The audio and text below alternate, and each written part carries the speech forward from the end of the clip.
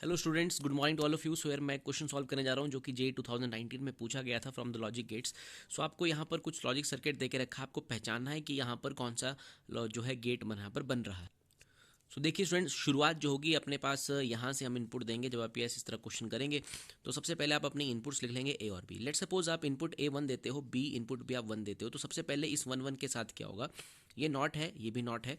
तो 1 1 पे जब पहला नॉट गेट लगेगा तो उसको 1 1 को 0 बना देगा। तो ये 0 0 बन जाएगा स्टूडेंट्स।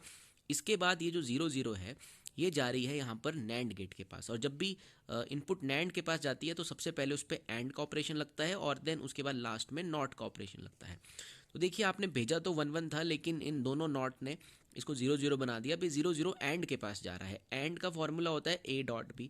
तो जब 0 0 एंड के पास जाएगा तो 0 0 का बनेगा 0, लेकिन 0 पे जब नॉट का ऑपरेशन लगेगा, 0 पे जब नॉट का ऑपरेशन लगेगा इसके बाद, तो वो बन जाएगा 1।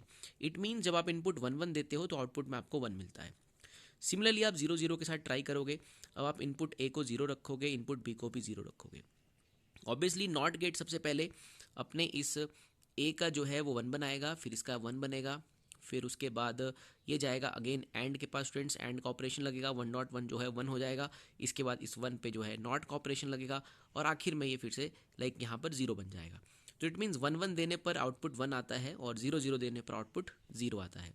अब हमें सिर्फ एक ही केस चेक करना है जिसमें कोई एक इनपुट को हम 1 लेंगे और कोई एक इनपुट को हम 0 ले लेंगे। सो मैंने ए को 1 ले लिया है, बी को 0 ले लिया है। तो अगेन ये 1 होगा, 1 जाएगा नॉट के पास, 0 जाएगा नॉट के पास। स्टूडेंट्स, तो नॉट 1 का जो है वो 0 बनाएगा और 0 का वो 1 बना देगा।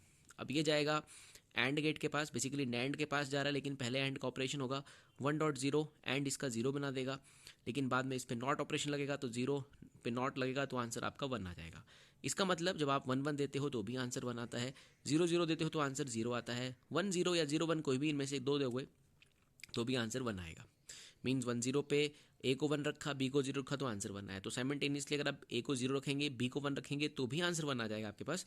तो ऐसा जो ऑपरेशन बनता है, ऐसा जो ऑपरेशन इनपुट के साथ जैसी ऐसी आउटपुट जब मिलती है तो मिलती है स्टूडेंट्स और गेट के केस के अंदर।